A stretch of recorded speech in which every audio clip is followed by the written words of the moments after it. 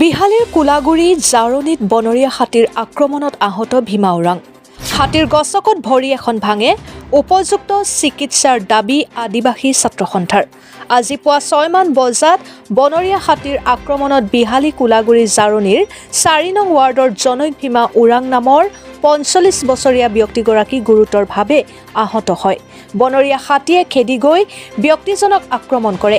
কথমপি তেওঁ প্ৰাণ ৰক্ষা পৰে যদিও ভৰিখন ভাঙে।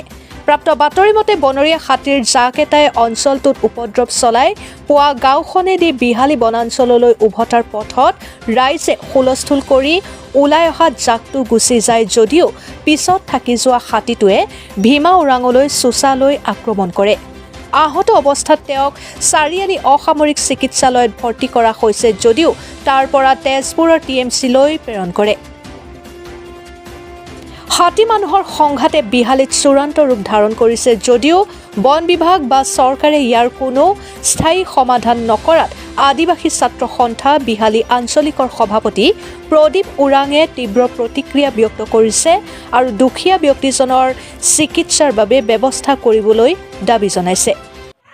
মোৰ নাম প্ৰদীপ ওৰাং, মই সদৌ অসম আদিবাসী ছাত্ৰ সন্থা বিহালী আঞ্চলিক কমিটিৰ সভাপতি। আজি আমাৰ কোলাগুৰি জাৰণী গাঁৱৰ 4 নম্বৰ ৱাৰ্ডৰ এজন ভীমা নামৰ ব্যক্তিক বনৰীয়া হাতীয়ে মাৰি আঘাতপ্ৰাপ্ত কৰিলে।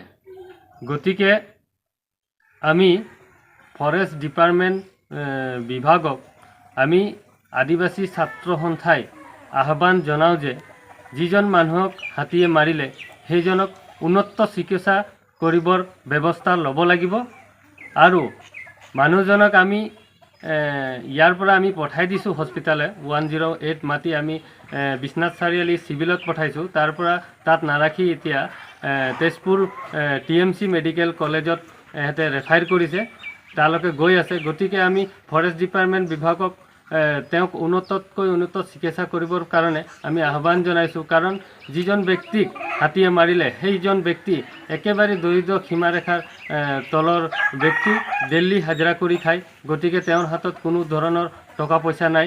সেইকাৰণে আমি ফৰেষ্ট ডিপাৰ্টমেণ্ট বিভাগক আমি আহ্বান জনাওঁ যে উন্নত চিকিৎসা তেওঁ কৰিব লাগিব, নথবা ইহঁতৰ ঘৰৰ পৰিয়ালে একেবাৰে মৃত্যুৰ মুখত পৰি যাব বুলি আমি এটা অনুভৱ কৰিব পাইছোঁ।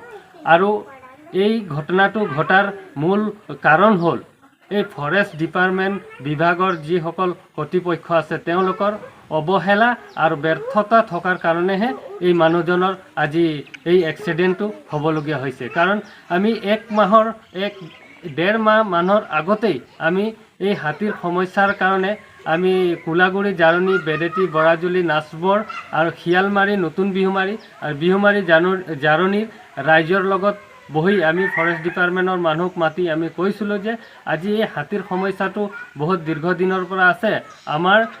আমি জনাই আহি আছোঁ যে হাতীৰ সমস্যাৰ পৰা আমাৰ ৰাইজে ৰক্ষা পাব লাগে বুলি, কিন্তু আমি মিটিঙৰ জৰিয়তে তেওঁলোকক কোৱাৰ পিছতো কোনো ধৰণৰ তেওঁলোকে ব্যৱস্থা লোৱা নাই। সেইকাৰণে আমি আদিবাসী ছাত্ৰ সন্থাৰ লগতে আমাৰ ৰাজ্যও বহুত দুখ পাইছে। আজি খেতি বাতি আমাৰ নষ্ট হৈছে, লগতে আমাৰ মানুহো মৃত্যুৰ মুখত পৰিবলগীয়া হৈছে। বিশ্বনাথৰ পৰা বিমান দাসৰ সহযোগত সুৰেশ বৰা ৰিপৰ্ট, সুহানা লাইভ।